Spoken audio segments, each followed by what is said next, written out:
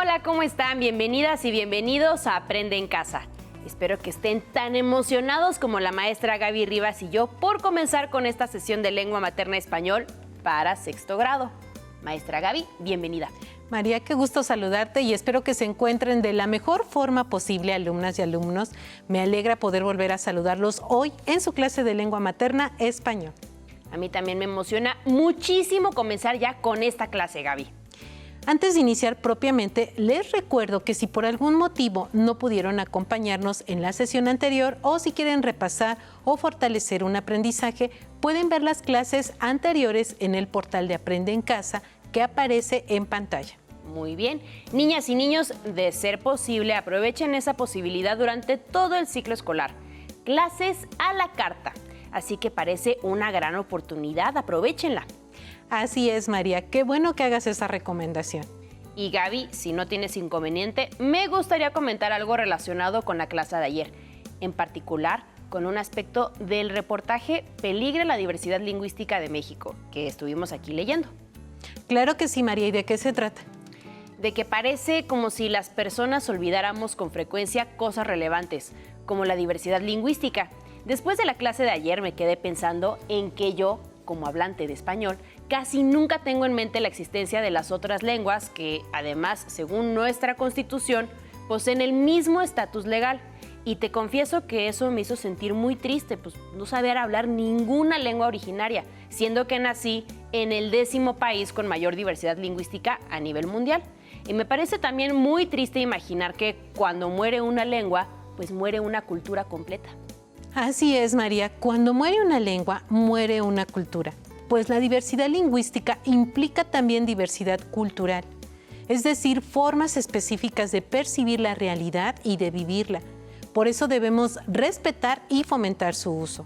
Y recordar lo dicho en el reportaje que leímos ayer sobre la doble injusticia vivida por las personas que no hablan español. En México no solo les resulta muy difícil acceder a casi todos los servicios como la atención médica, justicia, educación y medios de comunicación, sino que por lo anterior, con el tiempo, para poder acceder, deben dejar de hablar su lengua originaria y la sustituyen por el español. Una manera efectiva de fomentar la pervivencia de nuestras lenguas originarias es aproximándonos a ellas con respeto y también a las expresiones culturales de los diferentes pueblos que pues evidentemente las hablan. Y esto podrán apreciarlo de forma especial cuando trabajemos con las prácticas sociales del lenguaje 10 y 11. Producir un texto que contraste información sobre un tema y conocer una canción de los pueblos originarios de México.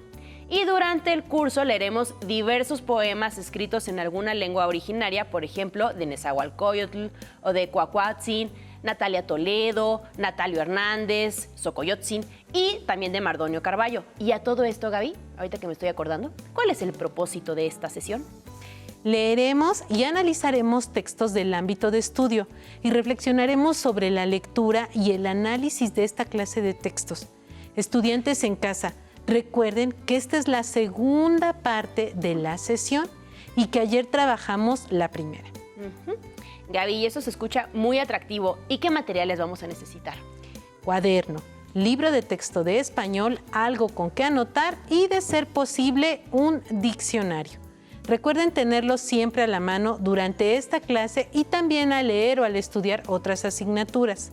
Durante todo el ciclo escolar, úsenlo con libertad y no solo investiguen las palabras que buscamos aquí. Piensen que el conocimiento profundo de nuestra lengua nos permite expresarnos con mayor precisión y claridad, entre otras cosas. Gaby, mi pregunta favorita, ¿qué texto literario leeremos el día de hoy? Las sandías, de la escritora duranguense Nelly Campobello, quien también destacó como bailarina y coreógrafa. Los textos que leeremos a continuación fueron extraídos del libro Cartucho, Relatos de la lucha en el norte de México, que fue publicado por primera vez en 1931. Gaby, recuerdo que de Nelly Campobello leeremos varios textos durante el curso. Los poemas Alegría, Imaginación, Tú y el viento y el mar, y el viento y el mar. Ya se me andaba olvidando el nombre. Y otro relato que también leímos de Cartucho es el titulado Desde una ventana. y un fragmento del primer capítulo de Apuntes sobre la vida militar de Francisco Villa. Así es, María. ¿Qué te parece si tú lo lees? Gaby, sería un enorme honor. Estudiantes en casa, mientras leemos, fijen su atención en lo que se cuenta y en las características del texto. Entre ellas su función. Recuerden que en quinto grado ya estudiaron esta clase de textos al trabajar con la práctica social del lenguaje 1. Reescribir relatos históricos para publicarlos. Les anticipo que en este grado volveremos a trabajar con este tipo de textos durante la práctica social del lenguaje 7. Escribir un relato histórico para el acervo de la biblioteca del aula. Y ahora sí, por favor, comienza, María. Muy bien, alumnos, muy atentos. Las sandías. Mamá dijo que aquel día empezó el sol a quemar desde temprana hora. Ella iba para Juárez. Los soles del norte son fuertes, lo dicen las caras curtidas y quebradas de sus hombres. Una columna de jinetes avanzaba por aquellos llanos. Entre Chihuahua y Juárez no había agua. Ellos tenían sed, se fueron acercando a la vía. El tren que viene de México a Juárez carga sandías en Santa Rosalía. El general Villa lo supo y se lo dijo a sus hombres. Iban a detenerlo. Tenían sed, necesitaban las sandías. Así fue como llegaron hasta la vía y al grito de ¡Viva Villa! Detuvieron los convoyes. Villa les gritó a sus muchachos: bajen hasta la última sandía y que se vayan el tren. Todo el pasaje se quedó sorprendido a saber que aquellos hombres no querían otra cosa. La muchacha siguió, yo creo que la cola del tren, con sus pequeños balanceos. Se hizo una punta en el desierto. Los villistas se quedarían muy contentos. Cada uno abrazaba su sandía. Campobello Nelly, las sandías en cartucho, relatos de la lucha en el norte de México en Mis libros, México, Secretaría de Educación y Cultura del Gobierno del Estado de Chihuahua, 2004, página 137. Muchas gracias, María. Estudiantes en casa, María, ¿qué opinan sobre el texto que acabamos de leer? Lo primero que llama mi atención es la fuerza de las descripciones, Gaby, pues con muy pocas palabras la narradora presenta imágenes contundentes de un episodio particular, muy sencillo, como el robo de un cargamento de sandías a un tren. Comparto tu apreciación, María. En efecto, es posible imaginar con claridad la escena descrita por la narradora en este texto. Constituye una especie de postal que retrata hechos históricos particulares de la Revolución. Entonces, ¿cuál crees que sea el propósito del relato que acabamos de leer? Supongo que contarles a otras personas ciertos acontecimientos que por su relevancia la autora considera importante difundir, ¿no, Gaby? Así es, María, lo cual permite que el lector conozca su pasado y pueda reflexionar sobre él, entre otras cosas. ¿Y cómo crees que sería el relato si tú hubieras sido quien presenció, por ejemplo, el asalto de las sandías y lo hubieras escrito igual? Seguramente no, Gaby. A mí me encantan las sandías y creo que me hubiera centrado más en describir sus deliciosas características. Por ejemplo, como en su olor, en su sabor, en su color. Qué rico, ¿verdad, las sandías? Aunque para que el relato sea histórico, pues no podría dedicarme a hablar solo de las sandías, ¿o sí? Así es, María. Y si te fijas, en el relato se describe primero el escenario donde se llevan a cabo las acciones, así como su temperatura y el efecto ejercido sobre los habitantes de dicho lugar, como cuando leímos: mamá dijo que aquel día empezó el sol a quemar desde temprana hora. Ella iba para Juárez. Los soles del norte son fuertes, lo dicen las caras curtidas y quebradas de sus hombres. Es cierto, la narradora primero ubica al lector espacialmente en el árido norte del país y luego de forma temporal, aunque sin recurrir a un año específico, sino más bien por medio de la descripción de hechos concretos en los que estuvieron involucrados los personajes sobre quienes existen numerosos registros históricos, como mi generalísimo don Panchito Villa. Y dice: el tren que viene de México a Juárez carga sandías en Santa Rosalía. El general Villa lo supo y se lo dijo a sus hombres. Iban a detenerlo. Tenían sed, necesitaban las sandías. Así es, María. De hecho, si pones atención, la narradora no mencionará a Villa. Quizá no podríamos saber que se trata de un relato histórico. Y ahora, ¿podrías decir, por favor, ¿Cómo es la imagen de Villa presentada por la narradora? Por supuesto, lo presenta como un líder firme con ideas claras, pues como sus hombres necesitan hidratarse, enfoca sus esfuerzos en satisfacer dicha necesidad. Y sin embargo, lo más relevante, según yo, es que lo presenta como a un hombre que, a pesar de que es capaz de asaltar un tren, no abusa de su poder. Y digo esto porque pudiendo robar todo lo que iba en el tren, se concentró solo en las sandías y con un propósito muy claro, que era calmar la sed de su tropa. Es cierto, María. Como puedes percatarte, a pesar de la brevedad del relato, la información que aporta es muy amplia.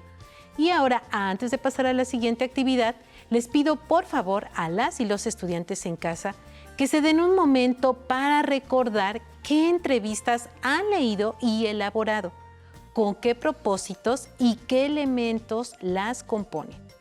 ¿Qué entrevistas he leído y elaborado? ¿Con qué propósitos? ¿Qué elementos las componen? Y ahora vamos a leer un fragmento de una entrevista con Nelly Campobello. Fue realizada por Emanuel Carballo en 1960 y publicada en 1965 en el libro Protagonistas de la Literatura Mexicana. Mientras leemos, fijen su atención en lo que dice la escritora de sí misma, pero también en las características de este tipo de texto, incluida su función. María, te propongo que leamos de forma alternada la entrevista, es decir, tú las respuestas y yo las preguntas. Ah, perfecto, Gaby, muy bien. ¿Nelly es su verdadero nombre o simplemente su nombre como escritora y bailarina? Mi nombre completo es Nelly Francisca Ernestina. Nelly por una perrita que tenía mamá. Yo deseaba que me dijesen Francisca. Mi primer libro, yo, así lo firmé. Me llaman, sin embargo, Nelly. ¿Cómo se define a usted misma, Nelly? Soy una parlanchina que a veces se pone seria. Soy tan auténtica, tan verdadera, que cuando hablo la gente dice que cuento mentiras. No puede creer que alguien diga, sin inmutarse, que 2 y 2 son 4. ¿Cuándo? ¿Dónde nació? Nací el 7 de noviembre de 1909 en Villa Ocampo, al norte de la sierra del estado de Durango. A Villa Ocampo la fundaron en 1630 los tarahumaras y los tepehuanes. Primero le llamaban Bocas del Río Florido, después San Miguel de las Bocas. Ahora se le conoce por Villa Ocampo. Mi familia es tan vieja como el pueblo. Participó en su fundación. Aún ahora Villa Ocampo es un pueblo que vive en pleno siglo XVII. ¿Qué recuerdos surgen en este momento de su niñez transcurrida en plena lucha armada? A los 4 años se me notaba impresa en el rostro la tragedia de la Revolución. No me reía por nada del mundo. De pequeña lucía plastas de pecas en la cara. Me sudaba la nariz. ¿Cuál fue su ocupación más deleitosa durante la infancia? En el norte, 2 eran mis ocupaciones: montar a caballo y sufrir. Los inviernos, la revolución. Desde los 6 años corría por esos desiertos, por esas llanuras. En México, todos los días hasta hace unos cuantos años monté a caballo. Lo hacía muy bien. ¿Y su juguete preferido? Un tío rico me compró en Laredo, Texas, un automovilito rojo de carreras con 2 motores. Tenía yo entonces 8 años. A fines de 1923 vine a dar, con todo y automóvil, a la Ciudad de México. Mi hermano el Mudito y yo recorríamos montados en él el Paseo de la Reforma, tal como se acostumbraba en el norte por el centro del arroyo a toda carrera. En cierta ocasión, los guardabosques de Chapultepec nos pescaron. Nos condujeron al cuartel de la Hormiga para regañarnos. Nos conminaron a no usarlo. Tuvimos que venderlo. Cerca de casa, en la calle de Rosales, estaba la redacción de un periódico, El Mundo. Entré, pedí hablar con el director. Los empleados me vieron tan pequeña que no me hacían caso.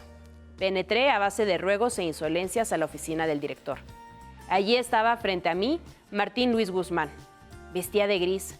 Sentado, con el dedo índice de la mano derecha, enroscaba y desenroscaba una larga cadena de oro. Quiero anunciar en su periódico, le dije, que vendo mi automovilito rojo. Le regocijó mi franqueza. Le caí, me contaba años después, muy en gracia. El automovilito se vendió. ¿Qué me dice de Cartucho? Se terminó de imprimir en Jalapa el 13 de octubre de 1931. Lleva como subtítulo Relatos de la lucha en el norte de México. Fue uno de los libros publicados por Ediciones Integrales. Se reeditó en 1940. Lo escribí para vengar una injuria. Las novelas que por entonces se escribían y que narran hechos guerreros están repletas de mentiras contra los hombres de la Revolución, principalmente contra Francisco Villa. Escribí en este libro lo que me consta del villismo, no lo que me han contado. ¿Cómo redactó apuntes sobre la vida militar de Francisco Villa? En los apuntes publicados en 1940, utilicé testimonios de primera mano. El de la viuda, doña Austreberta Rentería, quien me hizo conocerle tanto en lo físico como en lo moral. Los de algunos de sus dorados, José Nieto, Ismael Maínez y Pedro Dávila. El de Martín Luis Guzmán, quien tan hermosas páginas ha escrito sobre el gran caudillo de las batallas de la Revolución. Para redactarlo fui a conocer varios lugares donde se dieron algunas de sus batallas. Para comprender y describir estas, estudié estrategia general. Mi deseo era saberlo todo. Carballo Emanuel, Nelly Campobello, en Protagonistas de la Literatura Mexicana, México, Editorial Porrúa, 1994, páginas 378, 379, 385 y 386. Muchas gracias, María. Y ahora sí, estudiantes en casa. María, ¿con qué propósito habrá realizado esta entrevista Emanuel Carballo? Con el de conocer a Nelly Campobello. Como queda fácilmente en evidencia, vamos descubriendo a la entrevistada por medio de cada una de sus respuestas, basadas en preguntas precisas, desde los motivos por los cuales lleva ese nombre y que resultan muy graciosos, jeje, sobre todo cuando dice que se llama Nelly por una perrita que tenía su mamá, hasta algunos recuerdos de infancia como el de su juguete favorito, los de la Revolución y los de los procesos para elaborar 2 de sus libros de relatos históricos sobre Pancho Villa y la Revolución.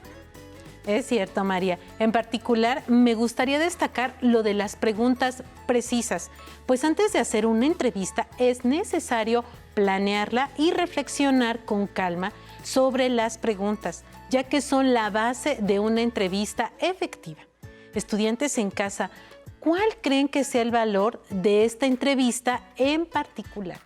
Igual que en otras entrevistas que hemos leído y elaborado, esta nos permite obtener información de primera mano, es decir, sin intermediarios sobre temas específicos. Además, lo mejor de todo es que esta herramienta útil satisface las necesidades de información y del conocimiento que está al alcance de todos. Así es, María. Estudiantes en casa, ahora, reflexionen, por favor, sobre las cosas que platica Nelly Campobello. ¿Qué piensan de ello?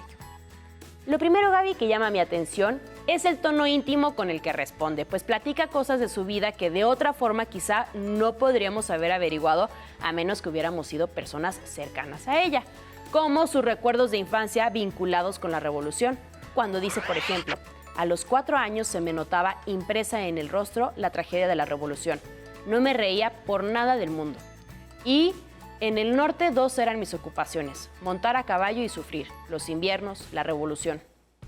Sí, es muy impresionante la manera en que revela esos recuerdos, muy dolorosa, pero permiten entender mejor por qué escribió esas obras.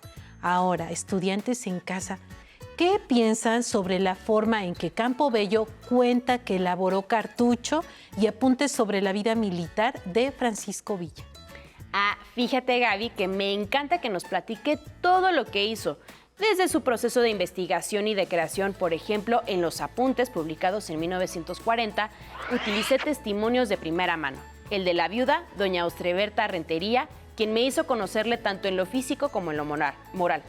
Los de algunos de sus dorados, el de Martín Luis Guzmán, quien tan hermosas páginas ha escrito sobre el gran caudillo de las batallas de la Revolución. Para redactarlo fui a conocer varios lugares donde se dieron algunas de sus batallas. Para comprender y describir estas, estudié estrategia general. Mi deseo era saberlo todo. Qué bueno que destacas esa parte de la entrevista, pues nos permite apreciar, por un lado, la actitud de Campobello como investigadora. Por ejemplo, cuando dice, mi deseo era saberlo todo. Y por otro lado, lo que hizo para obtener la información. Estudiar estrategia de guerra, recopilar testimonios de primera mano, seguramente mediante una entrevista, leer obras relacionadas, visitar los lugares sobre los que hablaba, etc. Esto puede servirnos de ejemplo sobre las vías que podemos seguir para elaborar nuestras investigaciones. Sí, y con razón son tan impresionantes esos relatos históricos. Cuando uno los lee, no imagina todo el trabajo que implicaron. Así es, María. Detrás de esos relatos históricos hay muchísimo trabajo. Estudiantes en casa, antes de concluir esta parte de la clase, les pido, por favor, que recuerden qué otros tipos de textos asociados con las prácticas sociales del lenguaje del ámbito de estudio conocen, además de los reportajes, los relatos y las entrevistas. Ay, yo quiero. A ver, En María. quinto grado, las y los niños primero reescribieron relatos históricos para publicarlos. Luego buscaron información en diversas fuentes para escribir un texto expositivo. Después organizaron información en textos expositivos y, por último, escribieron artículos de divulgación para su difusión. Es cierto, María. Muchas gracias. Y respecto a los tipos de texto con los que trabajaremos durante este grado, les anticipo que, como podrán ver si revisan el índice de su libro de texto, primero trabajaremos con guías de autoestudio para la resolución de exámenes. Más adelante con reportajes sobre nuestras localidades. Luego con relatos históricos y al final con textos que contrasten información sobre un tema. Y antes de pasar a nuestra recapitulación final, por favor, ¿podrían reflexionar sobre el propósito de las prácticas sociales del lenguaje del ámbito de estudio? Recuerden que han trabajado con estos ámbitos desde primero de primaria y que sus características son las mismas en todos los grados. En mi opinión, el trabajo con las prácticas sociales del lenguaje del ámbito de estudio tienen el propósito de apoyar a las y los estudiantes en el desempeño de sus estudios en general, no solo de la asignatura de lengua materna español, fortaleciendo así sus habilidades para expresarse de forma oral y por escrito con un lenguaje más formal y académico. Bravo, María. Tan solo agregaría que el trabajo con estas prácticas sociales del lenguaje pretende impulsar a las y los estudiantes a que lean y escriban. Por un lado, con fines de aprendizaje y por otro, que compartan conocimientos de todas las disciplinas humanísticas y científicas. Y ahora sí, ya para concluir, por favor, ¿llevarías a cabo la recapitulación final, María? Por supuesto, Gaby. Primero leímos el relato histórico Las sandías de Nelly Campobello y comenzamos a reflexionar sobre las características de esta clase de texto. Luego analizamos una entrevista que le realizó Emanuel Carballo a la misma Campobello y reflexionamos sobre algunas de las principales particularidades de este otro tipo de textos. Y por último, revisamos características del ámbito de estudio, así como de los textos que suelen emplearse para trabajar con sus respectivas prácticas sociales del lenguaje. Muchas gracias, María. Se trató de una recapitulación exacta. Muchas gracias, Gaby, por esa flor y también gracias por la clase. Antes de despedirnos, les recuerdo que mañana tendremos nuestra tercera clase introductoria del ámbito de estudio, la cual se centrará en lectura, análisis y compartición de textos de este mismo ámbito. Ay, ya que sea mañana, Gaby, ya quiero ver eso, qué emoción. Bueno, entonces, vámonos Hasta rápido. Mañana, sí. Hasta mañana, María. Si te es posible, consulta otros libros y comenta el tema de hoy con tu familia. Si tienes la fortuna de hablar una lengua indígena, aprovecha este momento para practicarla y platica con tu familia en tu lengua materna. Por hoy hemos terminado con lectura y análisis de textos del ámbito de estudio 2, de lengua materna sexto grado. Y espero que lo hayan disfrutado tanto como la maestra Gaby y yo. Vamos a la siguiente materia.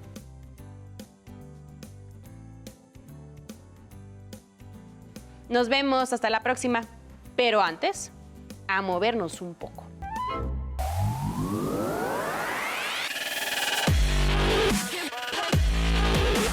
Recuerda, entre clase y clase, activa tu cuerpo. En esta ocasión vamos a trabajar el tríceps. Nos vamos a parar derechos. ¿Sí? Vamos a elevar los brazos, nos vamos a llevar las manos atrás de la nuca y vamos a hacer una extensión, como si quisiéramos alcanzar el cielo. Venga, 1, eso, perfecto. Con fuerza, que se vea. Bien, Yair, muy bien, perfecto, exacto, así es, así es. Ok, perfecto. Ahora vamos a hacer la demostración. Flexión, extiendo, con fuerza, con fuerza. Bien, Yair, muy bien. Con fuerza, uno más. Bien, muy bien. Claro que sí. Bien, descansamos, Yair. Bajamos los brazos, respiramos, respira profundo. Ahora vamos a trabajar el brazo de bíceps. Nos vamos a parar derechos, vamos a pegar los codos a nuestro cuerpo y vamos a hacer la flexión a 90 grados. Bajamos, flexionamos, exacto, muy bien, Yair, así exacto. Con fuerza, que se vea bien, 90 grados, perfectamente bien realizado. Una vez más, bien, flexionamos a 90 grados, bajamos, flexión, extensión, flexión, extensión. Muy bien, Yair, exacto. Así, perfecto. Otra más, una vez más, con fuerza, que se vea. Otra más, bien, descansamos, agitamos nuestros brazos para descansar, respiramos, respiramos. Ahora en esta ocasión vamos a trabajar un poco de hombros. Lo que vamos a hacer, nos vamos a parar, vamos a hablar el compás de una forma que sintamos relajados y vamos a elevar los brazos lateralmente hasta exactamente a la altura de los hombros. Bien, Yair, exactamente ahí, exacto, ahí. Elevamos, bajamos, elevamos, bajamos. Abrir nuestros brazos lateralmente. Muy bien, a la altura de los hombros. Bien, exactamente ahí, está bien hecho. Yair, exacto, ahí. Con fuerza, respiramos, bajamos. Arriba, abajo, arriba, abajo. Muy bien, otra más, una vez más. Bien, descansamos, relajamos, respiramos profundo, bien. Y después de cada pausa, activa tu mente.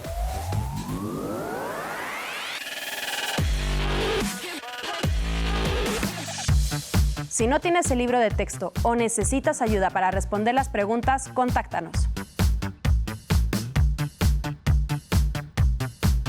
Para apoyo pedagógico, hay maestras y maestros de lunes a viernes de 8 a 20 horas en el teléfono 55 41 72 04 13 con 100 líneas. También puedes encontrar los libros de texto en la página conalitec.cep.gov.mx. Si quieres volver a ver los programas de Aprende en Casa, los puedes encontrar en la siguiente liga: aprendeencasa.cep.gov.mx. Nos vemos.